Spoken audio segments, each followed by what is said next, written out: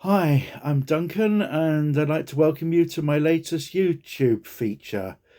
Today, I'm going to be talking about the Orson Welles broadcast, or based on the H.G. Wells novel War of the Worlds. Um, Orson Welles was in the 1930s becoming very well known as an actor of incredible talent. Among success that he'd had on stage was a black actor's production of Macbeth, which was with voodoo uh, in it, and it was a massive success. He was becoming also very successful on the radio with his Mercury Theatre adaptations of well known novels. And amongst the actors who regularly appeared in his productions were the actress Agnes Moorehead and the actor Joseph Cotton. And it was decided in 1938 for Halloween that Wells would do an adaptation of the 1897 H.G. Wells science fiction adventure War of the Worlds, which is set around the Woking Weybridge area in Surrey, not too far away from where I live. In fact, I've actually visited the sandpit where the Martian spaceship is supposed to have landed. And what happened was Wells updated the story to the present day. It's set in 1897. He updates it to 40 years up to the present day and sets it live as seen through broadcasters. And what happens is the idea that it's happening live, and there was a lot of preparation done for this. Wells had previously done, I think, a version of Dracula on radio, and what happened was that they did the production. It was I think on the 30th of October, 1938. I think it's 7 o'clock. I think it was. For most obviously different times in America, and they were very clever with all the sound effects that they did. I think they unscrewed a jar of coffee to have the Martian cylinder opening, and of course then they have the scenes where the Martians open fire on the crowd of spectators, and there's panic. Now, what happened during the course of the broadcast was a several disclaimers went out. This is a production of H.G. Wells' War of the Worlds, put on, presented to you by the Mercury Theatre, and words to that effect anyway. What happened was a lot of people tuned in after this disclaimer because there was a lady singing on the radio on another program, and she was a little bit below par, a bit out of tune, and people switched the dial to the Orson Welles broadcast just after the disclaimer. And what happened was that thousands of people all over America started to think that the Martians really were attacking, i.e., they didn't realize that it was a fictitious story. That they really believed. Basically, it was such a fine production and with such good acting that it was. People hadn't heard the disclaimer, really thought it was happening in reality, and Wells helped this idea of making it sound so real by mentioning places that really existed, like For example, Grover's Mill, New Jersey. The people of Grover's Mill, New Jersey, uh, when it said that the Martians had landed there, the people of Grover's Mill, who'd heard it on the radio, got together with their friends and collecting double-barrel shotguns, farming utensils, and whatever they had to hand, went out to meet the Martians. And they are the only people on this planet who could describe the feelings of what it's like to go into battle, preparing to go into battle with extraterrestrial creatures. Because although it proved to be not real, they didn't know that at the time. And there was a very sad case of a woman who committed suicide because she was so terrified by what had happened. And people say, "Oh, this is a load of hogwash." Well, it wasn't hogwash, because the husband of the woman who committed suicide confronted Wells many years later in a very got very, very nasty indeed. But when Wells heard that he was the widower of the woman who had killed herself over the Martian broadcast, he insisted that no charges were laid against the man who'd almost tried to kill him. We laugh about it now and think, oh, how silly can people get? But you've got to remember, this was the 1930s. It's still the time of the Great Depression. A lot of people were living a hand-to-mouth existence. People in Britain also got scared because they'd been listening either on shortwave or longwave, and they also got some people got scared, or no, not on the same level as in the States. A movie was made about the broadcast, called The Night That Panicked America. That was in 1975, and a very enjoyable film. Quite interesting, because after the broadcast and Orson Welles is having a drink in a bar where he's well known, the barman says, "You've really got to make a Halloween to remember."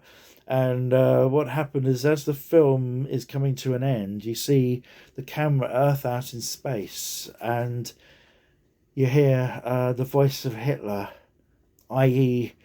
the real monsters were coming. The story, although set in the present day, does pretty much stay faithful to the backbone of Wells's tale. The Martians die of the germs that Earth has, as H.G. Wells wrote, God in his wisdom left on the Earth. And it's a great book, War of the Worlds, and I think you can actually get this broadcast. Is available on CD somewhere or other. In 1940, or around about 1940, 41, H.G. Wells did a tour of the States, and he interviewed Orson Welles about his forthcoming movie, Citizen Kane. And so he had the two great men, I think, meeting for the only time, and that recording does still exist. Mars has always had a fascination with astronomers, and particularly science fiction fans, because there have been so many stories about Martians. John Wyndham does a super story about called Stowaway to Mars, and its sequel, Sleepers of Mars. Edgar Rice Burroughs did a series of stories, but I think it's John Carter of Mars, and a massive fascination with the red planet. George Powell did a superb, again updated version for the cinema of War of the Worlds. And this is a Martian. This is a kit I've got of a Martian from that film. Uh, you can see he's got the three lenses in his eyes. I presume it's a he. And this one glows in the dark. I haven't made him up yet. Um, but of course, there's a famous scene in the damaged um, farmhouse where the Martian gets in and puts his hand on the lady's shoulder, who turns round, and then I think the hero, I can't remember who played the two characters, but puts the torch in the Martian's face, and he goes up like that. His little hands go up there to protect his eyes from the light.